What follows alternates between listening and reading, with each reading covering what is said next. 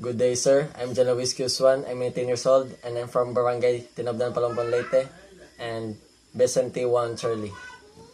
Today, I choose Ting a nail cutter. A nail cutter is a small and simple tool, but it is made with a clear purpose and intelligent design. It has sharp edges, placed correctly, and a lever that adds pressure, and a handle shape for a human hand. And every part works together so it can cut nails safely and easily. And if one part is missing and placed wrongly, it would not work properly.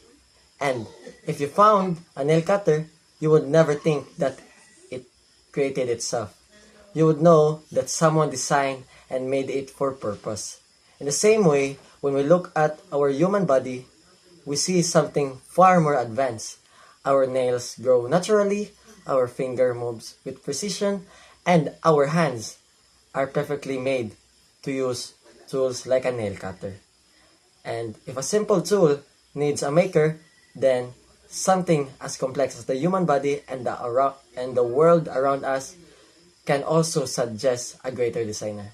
And many people believe that that designer is God.